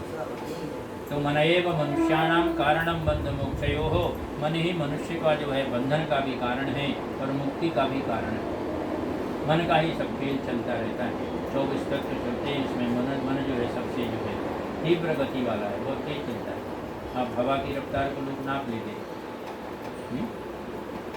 लेकिन मन की गति को, उसकी तेज़ी को कोई जो है यंत्र नहीं बना जिसको माप ले कि वो एक क्षण यहाँ था और जो ही अमेरिका का ध्यान आए और तो अमेरिका पहुँचे, वहाँ से ऑस्ट्रेलिया चला नहीं।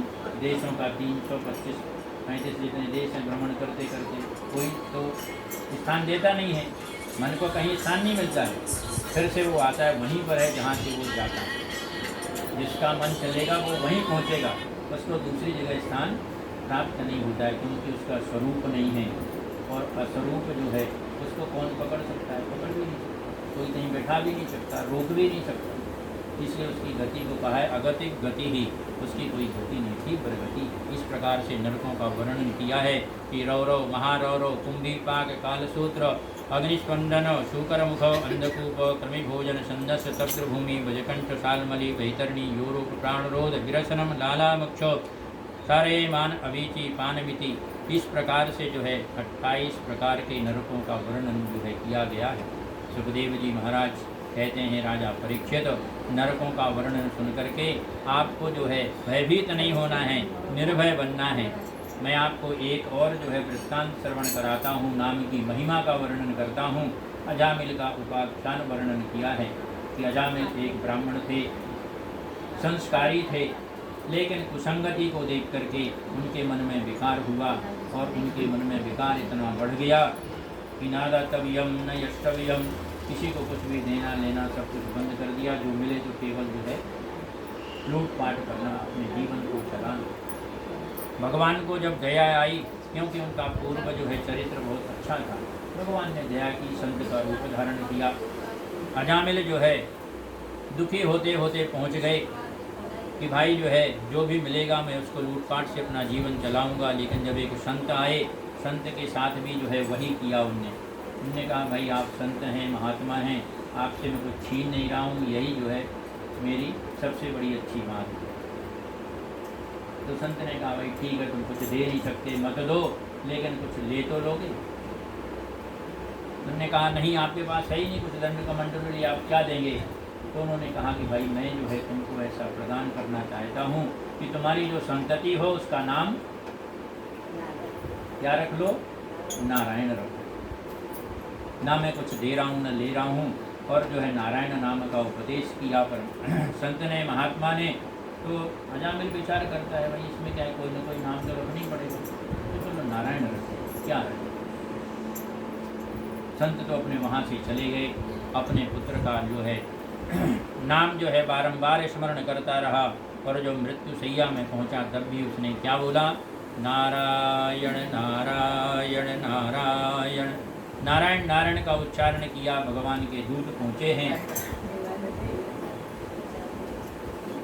और भगवान के दूतों ने कहा कि भाई ये तो हमारे पास जाएगा, विष्णु धाम को जाएगा, लेकिन यमदूत वहाँ पहुँचते हैं और कहने लग जाते हैं कि नहीं, जो भी जिसकी मृत्यु होती है वो तो हमारा अधिकार है, हम तो यमराज के दूत हैं और हम इनको लेने के लिए आए। दोनों में विवाद होता है, संवाद होता है, और जब वो परास्त हो जाते हैं तो यमराज के पास पहुँचते हैं। यमराज कहते हैं कि भाई जो है ऐसे व्यक्ति को आपको स्पर्श नहीं करना है कि जिसके मुख से भगवान का नाम निकलता हो। ऐसे व्यक्ति को आपको लेकर के आना है कि जिसके मुख से कभी जो है भगवान का नाम स्मरण नहीं होता है। जिह्वा न भक्ति भगवद गुण नाम ध्येयम चेतस न स्मरति तच्चरणारविंदम कृष्णाय नो नमति यच्चिरे कदापि नानावदद्धमशयो कृत विष्णु कृत्यान। यमराज ने अपने दूतों को समझाया कि जिसकी जिह्वा, वाणी जो है भगवान का गुणानुवाद नहीं करती, जिसका मन जो है भगवान के चरणार बिंदों का स्मरण नहीं करता है, और जिसका सिर जो है भगवान के चरणों में कभी नमता नहीं है, ऐसे व्यक्तियों को ही लेकर के आपको आना है, दूसरों को नहीं। जो भगवान का नाम ले रहे हों उनको आपको लेकर के नहीं आना है। इस प्रकार से अपने दूतों को समझाया है। और अजामिल जो है भगवान की महिमा से, भगवान का नाम लेने के कारण मुक्ति को प्राप्त किया है, विष्णु लोक को गया है। फिर उसे विष्णु भगवान की जय। सुखदेव जी महाराज वर्णन करते हुए कहने लग जाते हैं कि सृष्टि का भी वर्णन किया है, वृत्रासुर की भक्ति का वर्णन किया है, वृत्रासुर के माध्यम से नारायण कवच का उपदेश दिया है उसको। विश्वरूप ने, विश्वरूप जो है गुरु बने हैं देवताओं के, और उनको उपदेश दिया है। और नारायण कवच का उपदेश पाकर के वृत्रासुर जो है शक्तिशाली हुआ, देवताओं के साथ जो है युद्ध किया है। लेकिन सब देवता मिलकर के दधीचि ऋषि के पास पहुँचे, उनकी हड्डियों से एक वज्र नाम का आयुध बनाया है, उससे वृत्रासुर का विनाश हुआ है। बोलो श्री लक्ष्मी नारायण भगवान की जय। सुखदेव जी वर्णन करते हुए कहने लग जाते, शौनकादिक ऋषियों, इस प्रकार से जो है भगवान के नाम की महिमा का वर्णन किया गया है। चित्रकेतु आदि की कथा का वर्णन किया है। उन्होंने जो है विविध प्रकार के यज्ञ किए हैं। चित्रकेतु, नारद और अंग्रे का संवाद किया गया है। मरुदगणों की कथा का वर्णन किया है। सुखदेव जी महाराज आगे कहने लग जाते हैं, मैं आगे एक और भक्ति का चरित्र आपको श्रवण कराता हूँ, जिसका नाम है प्रहलाद चरित्र। और प्रहलाद चरित्र का वर्णन किया है। राजा जो है प्रश्न करते हैं कि समप्रिय सुहृद ब्रह्मन् भूतानां भगवान स्वयं इंद्रियार्थे कथम दैत्यान् अवधीतो विषमो यथा इति नासु महाभागो नारायण उपान् प्रति संशयः सुमहास्यातः तदभवाद्येतुमर्हति। राजा परीक्षित ने प्रश्न किया है कि हे प्रभु, राक्षसों के यहाँ भी भक्तों का जन्म हो, ऐसी विलक्षणता मुझे मालूम पड़ती है। जिनका आचरण अच्छा नहीं हो, उनके यहाँ भी जो है ऐसी संतति हो जाए जिसके कारण 21 पीढ़ियाँ जो है तर जाती हैं। वह चरित्र आप जो है मुझे श्रवण कराएं। सुखदेव जी महाराज कहने लग जाते हैं कि निर्गुणोपि हजुज्जक्तो भगवान प्रकृति परः स्वामाया गुणमाविश्यो बाध्यबाधगतां गतः। मैं आपको जो है एक भक्त की कथा श्रवण कराता हूँ, जहाँ पर बाध्य और बाधक भगवान को जो है बाध्य माना और जो है ईश्वर को बाधक माना। ईश्वर जो है वो जो है सब चाहता है कि सब लोग एक सूत्र में बंध करके रहें, लेकिन मायावी मनुष्य जो है वह मैं और मोर तोर ते माया, वो माया में फंस जाता है। ये मेरा है, ये मैं हूँ, ये तू है, ये तुम्हारा है। इस प्रकार से वो भेदोप जो है उत्पन्न हो जाता है। इसी तरह एक भाई का जो है विनाश किया था हिरण्याक्ष का परमात्मा ने वराह रूप में, और यहाँ पर जो है दूसरे भाई हिरण्यकशिपु का विनाश करेंगे नया अवतार लेकर के, जो ना नर हैं और ना देव, मनुष्य भी नहीं है, देवता भी नहीं है, अर्थात नृसिंह का अवतार होगा। तो सुखदेव जी महाराज वर्णन करने लग जाते हैं कि हिरण्यकश्यपु तप करने के लिए जाता है और तप करते करते बहुत समय व्यतीत हो जाता है। भगवान की शक्ति जो है प्राप्त करके अपने महल में आता है, आदेश दे देता है कि कोई भी जो है भगवान विष्णु की उपासना नहीं करेगा, नारायण की उपासना नहीं करेगा, क्योंकि यज्ञ करने से देवताओं को शक्ति मिलती है। देवताओं का भोजन क्या है? एक तो भोजन ये है जो हम घर में बनाते हैं और उनको देते हैं, दूसरा भोजन है हवन। हवन के द्वारा भी वही जो आप चरु उनको प्रदान करते हैं, उसमें भी तिल रहती, जौ रहती, घी रहती, शक्कर रहती और चावल रहते। ऐसे 5 चीज़ें रहती हैं, वो सब उनको जो है अग्नीय द्रव्य बोलते हैं, और जब आप जो है ग्रहण करते उसको भोजन बोलते हैं। लेकिन उससे देवों की शक्ति बढ़ती है। आप अग्नि नारायण को खिलाते हैं तो केवल अग्नि नारायण प्रसन्न नहीं होते, जिस देवता का मंत्र बोलेंगे वो देवता प्रसन्न हो जाएंगे। आपने कहा गणेशाय स्वाहा, शिवाय स्वाहा, विष्णु का आया तो विष्णवे स्वाहा, विष्णु स्वाहा नहीं। एक विष्णु शास्त्र नाम की पुस्तक मिली थी, जबलपुर में खरीदी थी, उसमें कहीं भी देवताओं के नाम के सामने चतुर्थी विभक्ति नहीं लगी, सब पूरा 1000 नाम सब अशुद्ध।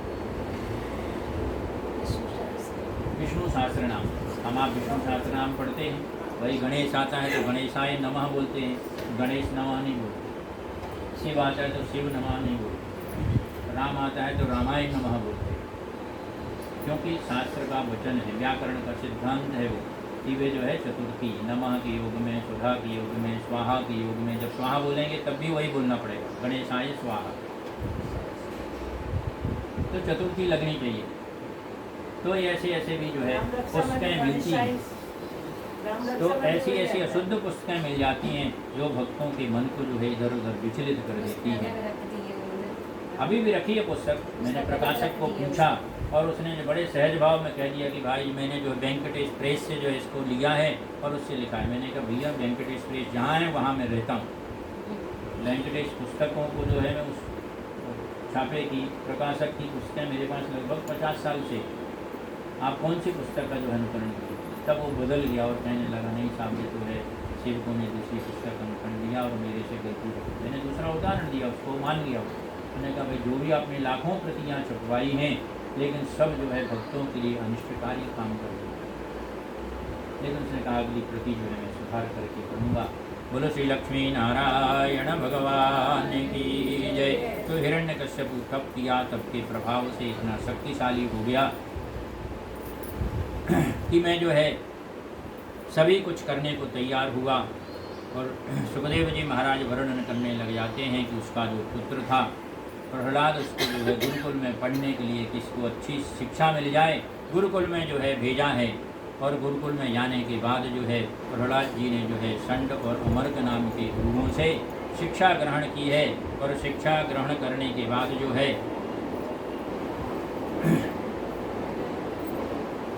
तपस्या का प्रभाव हिरण्यकश्यप का हुआ है। और हिरण्यकश्यप के ऊपर कौन प्रसन्न हुए? ब्रह्मा जी। ब्रह्मा जी ने कहा वरदान मांगो। उसने वरदान में बहुत सारी चीज़ें मांगी, कहा कि मुझे अजर अमर बना दो। भगवान ने कहा भाई ये तो मेरे बस में नहीं है, ये तो केवल नारायण कर सकते हैं, मैं भी उन्हीं के जो है नाभि कमल से उत्पन्न हुआ हूँ, इसलिए तुम सुरक्षा का उपाय मांगो। तो हिरण्यकश्यप ने मांगा है कि मुझे जो है घर में मेरी मृत्यु ना हो, बाहर ना हो, ऊपर ना हो, नीचे ना हो, अस्त्र से, शस्त्र से, देव से, दानव से, पशु से, पक्षी से, जितना याद आया सब कुछ उसने कहा इनसे मेरी मृत्यु ना। अब ब्रह्मा जी तो भक्ताधीना तो देवता, भक्तों के अधीन होते हैं। ब्रह्मा जी ने कहा वरम बूझी, वर मतलब अच्छी चीज़ मांग। अब राक्षस यदि तपस्या करेगा तो वो कितनी अच्छी चीज़ मांगेगा हम आप जानते नहीं। तो उसने वही किया, उसने वो मांगा। ब्रह्मा जी ने तथास्तु कहा, चले गए, विचार मग्न हो गए, विष्णु के पास पहुँचे और कहा कि मैंने तो ऐसा वरदान दे दिया। तो भगवान ने कहा ठीक है, अब नया रूप बनाना पड़ेगा मुझे, गलती आपकी, वरदान आप प्रदान करें और उसको सुधारने का काम मैं करूं। नहीं? तो जब हिरण्यकशिपु शक्तिशाली हुआ, अपने बच्चे को भेजा और जो है बालक जब वहाँ से गुरुकुल से पढ़ कर के आया तो उससे जो है पूछा है कि तुमने जो है क्या श्रवण किया, कौन सी ऋचाएँ तुमने पढ़ी हैं। उसको सुन करके उसने कहा है कि श्रवणम कीर्तनम विष्णु स्मरणम पाद सेवनम अर्चनम वंदनम दास्यम संक्षमात्म निवेदनम। नवदा भक्ति का वर्णन कर दिया प्रहलाद जी ने। कहा कि जो है भगवान के कीर्तन का, भगवान के नाम का हमें श्रवण करना चाहिए, कीर्तन करना चाहिए, उनके पैरों का जो है स्मरण, उनका सेवन करना चाहिए, अर्चन वंदन और दास्य भाव से, विनीत भाव से, सेवक भाव से उनकी सेवा करनी चाहिए, बार बार उन्हें नमन करना चाहिए। सुन करके जो है हिरण्यकश्यप को अच्छा नहीं लगा और उसने जो है गुरुपुत्रों को जो है बुलाया है और कहा है कि मैंने कौन सा शास्त्र इन्हें पढ़ाने को कहा था, मैंने तो विष्णु का विरोध किया और जो है तुमने विष्णु की शिक्षा इन्हें प्रदान की है। दोनों ने, गुरुपुत्रों ने कहा है कि न मत प्रणीतम न पर प्रणीतम सतो वदत्ते सततेन्द्र शत्रु। इसके पास तो नैसर्गिक बुद्धि है, इसको हमने ये नहीं पढ़ाया कि भगवान का नाम स्मरण करो, कि ये करो, कि ये करो, हमने कुछ नहीं पढ़ाया। जो आपने हमको कहा था वही शिक्षा हमने प्रदान की है, लेकिन इसके अंदर जो है नैसर्गिक ऐसी बुद्धि है कि ये भगवान का भजन जो है करता है। और इतना ही नहीं करता, असुर के जो दूसरे बालक हैं अपने साथियों को भी सुनाता है कि कौमारो आचरेत प्राज्ञो धर्मान भगवता निहो दुर्लभम मानुषम जन्मो तदप्युत ध्रुवमर्थकम। वह जो है दूसरों को उपदेश देता है कि मनुष्य जीवन जो है वह दुर्लभ है। भागवत में दूसरी जगह वर्णन किया है कि दुर्लभो मानसो देहो क्षुद्र काषाय नेष्यति। ये खराब काम के लिए मनुष्य का देह नहीं है, क्योंकि यह जो है जन्म जन्मांतर से पुण्यों का अर्जन करने से प्राप्त होता है। तो गुरुपुत्रों ने कहा है कि हमने ऐसा उपदेश नहीं दिया है, लेकिन हिरण्यकश्यप को विश्वास नहीं हुआ। फिर भी जो है ऋषि मुनियों के पास भेज दिया है, गुरुकुल में भेजा है और वहाँ से जो है पढ़ कर के जब प्रहलाद जी वहाँ पर पहुँचते हैं, विविध प्रकार के जो है उपाय करता है हिरण्यकश्यप। बड़े बड़े जो है पहाड़ों से गिराने का उद्यम करता है, अग्नि में जलाने का उद्यम करता है, होलिका दहन का भी वर्णन। उसकी बहन को जो है वरदान था, उसको लेकर के वह बैठती है, लेकिन होलिका में उनका नहीं होता है। तो इस प्रकार से विविध प्रकारों से उपाय किया है और जब त्रस्त हो गया, अंत में जो है उसने कहा है कि भाई तुम जो हमेशा नाम स्मरण करते हो तो क्या तुम्हारा परमात्मा सर्वत्र है, सभी जगह है?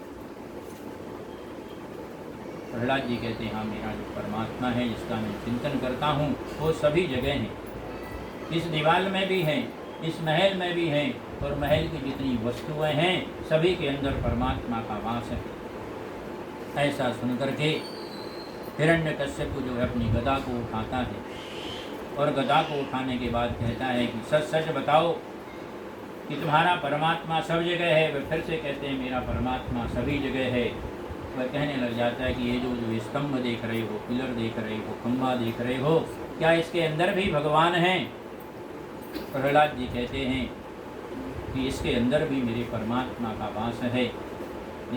कठोपनिषद कहते हैं ईशावास्यमिदं जगम यद्यद्यत् किंचित जगत्याम जगत, संसार में जितनी चीज़ें हैं सबके अंदर परमात्मा का वास है।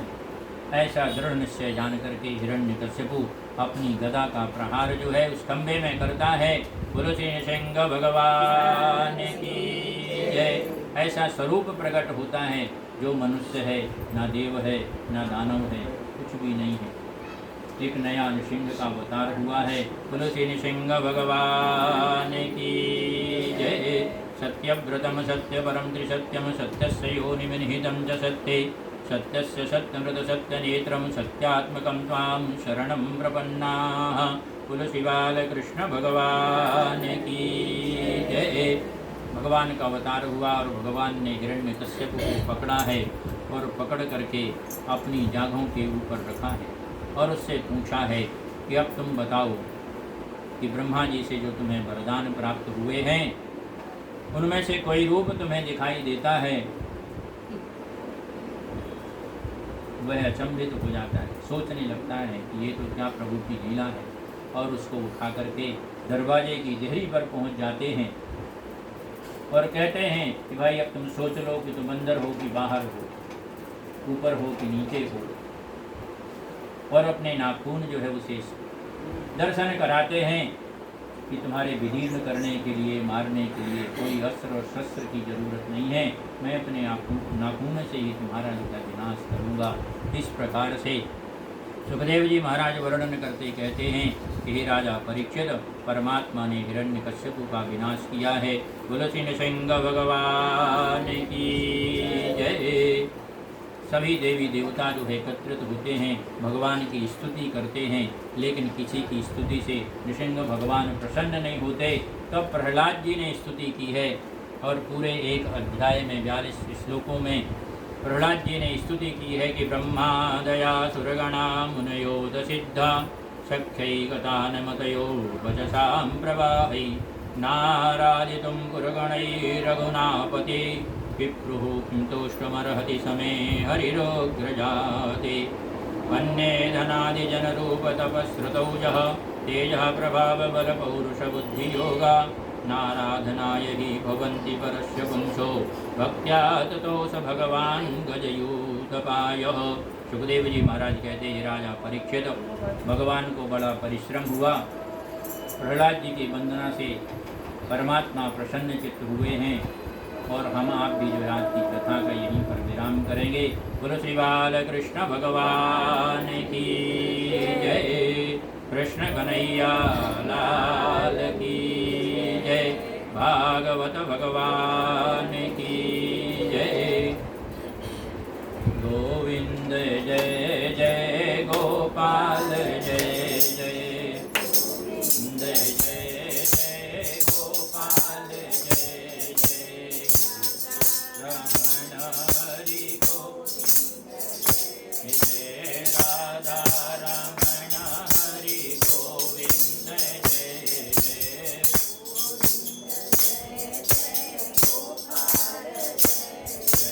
गोविंद जय जय गोपाल जय जय।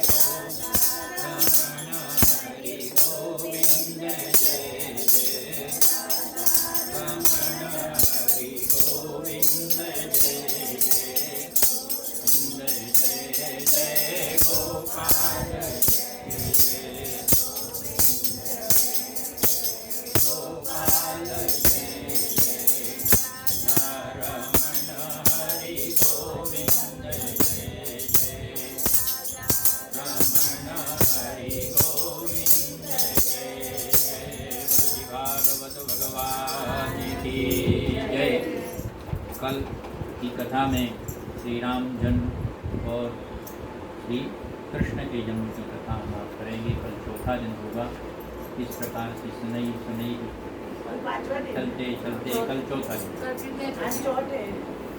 नहीं चौथ तिथि है, दिन जो है तीसरा है। दिन अपना तीसरा है।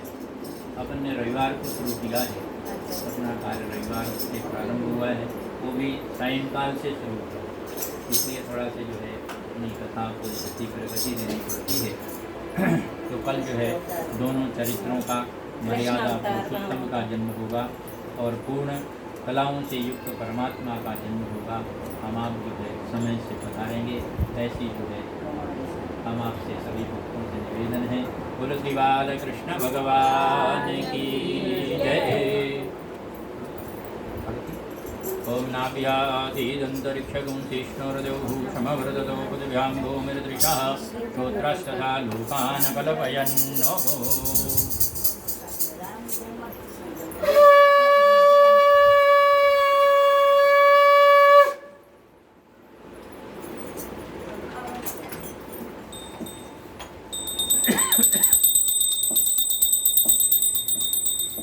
यहाँ खड़े होकर करें तो तीनों जगह की आरती होगी। भागवत जी की भी होगी, जो स्थापित देवता हैं उनकी भी होगी। सब लोग श्री भागवत भगवान की है आरती, मुनियों को पाप से है तारती। श्री भागवत भगवान की है आरती, पापियों को पाप से है तारती। ये अमर ग्रंथ ये मुक्ति पंथ ये पंचम वेद निराला, ज्योति जगाने वाला। ये अमर ग्रंथ ये मुक्ति पंथ ये पंचम वेद निराला, नव ज्योति जगाने वाला। हरि नाम यही हरि ज्ञान यही, जग नाम यही हरि ज्ञान यही, जग के मंगल की आरती। पापियों को पाप से है तारती, भागवत भगवान की है आरती, पापियों को पाप से है तारती। ये शांति गीत पावन पुनीत पापों को मिटाने वाला, ये शांति गीत पावन पुनीत पापों को मिटाने वाला, मिटाने वाला। सुखकरणी ये दुखहरणी, ये मधुकरणी ये दुखहरणी, श्री मधुसूदन की आरती। पापियों को पाप से है तारती, श्री भागवत भगवान की है आरती। पापियों को पाप से है तारती। हे मधुर बोल गग पंथ खोल, मार्ग दिखाने वाला। हे मधुर बोल गग पंथ खोल, सन्मार्ग दिखाने वाला, बिगड़ी को बनाने वाला। यही घनश्याम यही राम यही घनश्याम यही, प्रभु मंगल की आरती। पापियों को पाप से है तारती, भागवत भगवान की है आरती। पापियों को पाप से है तारती, श्री भागवत भगवान की है आरती। पापियों को पाप से है तारती, श्री भागवत भगवान की है आरती। पापियों को पाप से है तारती। कर्पूरगौरं करुणावतारं, संसारसारं भुजगेन्द्रहारं, सदा वसन्तं हृदयारविन्दे, भवं भवानी सहितं नमामि। मङ्गलं भगवान् विष्णुर्मङ्गलं गरुडध्वजो, मङ्गलं पुण्डरीकाक्षो, मङ्गलाय तनो हरि। सर्वमङ्गलमाङ्गल्ये शिवे सर्वार्थसाधिके, शरण्ये त्र्यम्बके गौरी नारायणी नमोऽस्तुते, नारायणी नमोऽस्तुते। जलेन आवर्तनीकृतयो पुष्पैः देवताभिवन्दनम्, हस्ताभिहं चक्षुबन्धनं, तुलसी भागवत भगवान की जय। आप सभी लोग आरती ले लेंगे। हरि ओम। ओम यज्ञेन यज्ञमय जन्त देवास्तानि धर्माणि प्रथमानि आसन्नो, तेहनागं महिमानः शशन्तपूर्वे साध्याः सन्ति देवाः। ॐ राजाधिराजाय वृषय्यसाहिने नमो वयं वै श्रवणाय कुर्महे शमे कामान् कामकामाय मह्यं कामेश्वरो वै श्रवणो दधातु कुबेराय वै श्रवणाय महाराजाय नमः। कायेन वाचा मनसेन्द्रियैर्वा बुद्ध्यात्मना वा प्रकृते स्वभावात् करोमि यदया सकलां परस्मै नारायणायेति समर्पयामि। त्वमेव माता च पिता त्वमेव बन्धो च सखा त्वमेव त्वमेव विद्या द्रविणान् त्वमेव त्वमेव सर्वं मम देव देव। नानासुगन्धवदपाणि यथा कालोद्भवानि च पुष्पाञ्जलिर्मया दत्तं गृहाणः परमेश्वरो चरणकमले मंत्रपुष्पाञ्जलिं समर्पयामि। सबके फूल ले लीजिए सबको और चढ़ा दीजिए आप इनको दे दीजिए सबको कोई या करके चढ़ा। यानि कानि च पापानि जन्मान्तरकृतानि च तानि सर्वाणि नश्यन्तो प्रदक्षिणान्तु पदे पदे